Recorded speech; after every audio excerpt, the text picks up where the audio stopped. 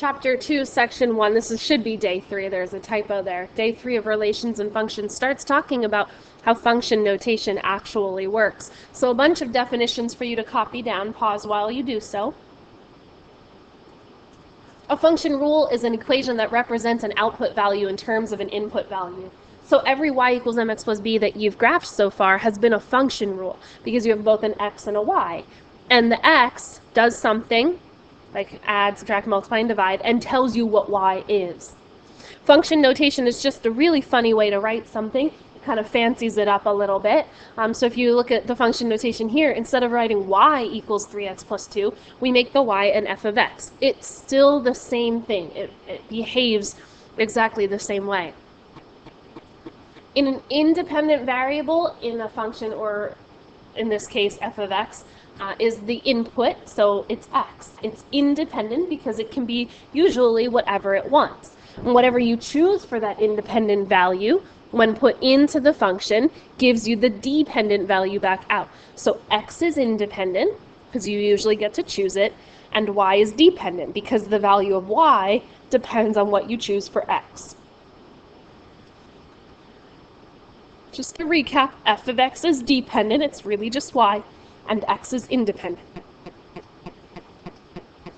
So if you take a look at example 5, they give you a function. They specifically say that f of x is negative 4x plus 1, and they want the output for each input. So in letter A, when they write negative 2, all they're really asking is for you to do f of negative 2.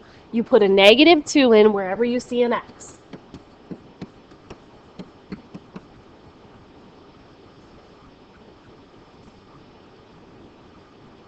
Now this part on the left is its name. You don't do anything with it. You're really only going to do the stuff on the right. So according to your order of operations, negative 4 times negative 2 is 8, and 8 plus 1 is 9. So you'll see them written like this, f of negative 2 equals 9. When you put a negative 2 in, a 9 comes back out. And they'll also write it as ordered pairs.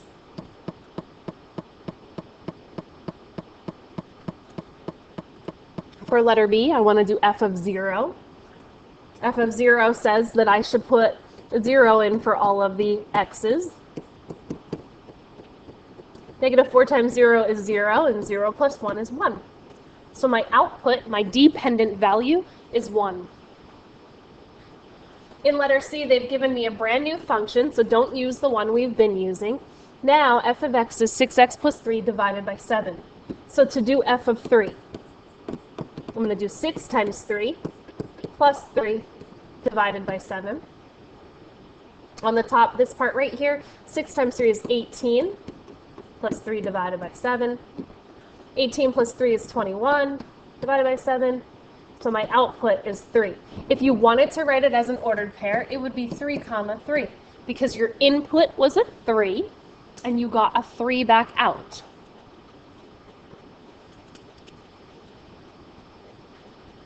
Pause for a second and do the you try it.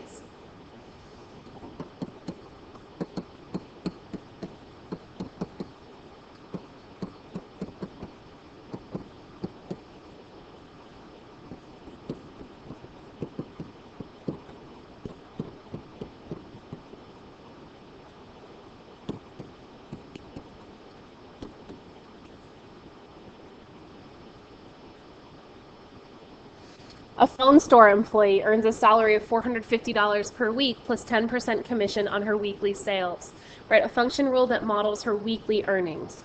So, her weekly earnings is $450 plus 10% as a decimal is 0.1 commission on her weekly sales. So I'm going to put an S there. And that sales, of course, stands for weekly sales. So I'm going to write my definition, let S equal sales.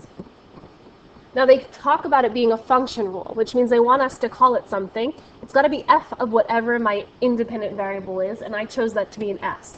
So f of s equals 450 plus 0.1 s. The second part, if the employee earned $570, be careful with that. Earned $570 in a week, what was the amount of her sales for that week? So they're looking for s. Be careful. It sometimes depends on what you put the variable in for. So in this case, I'm going to start with that f of s. That's what she earned. So I'm going to put $570 in for the left side. Oops, that's a 450.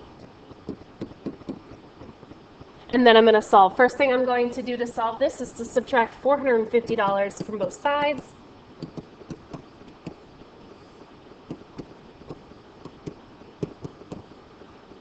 And then I'm going to divide both sides by 0.1.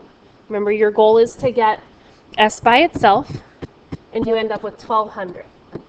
Label it dollars. Anytime you have a word problem, you must label it. Take a second, pause this, and then do the you try it.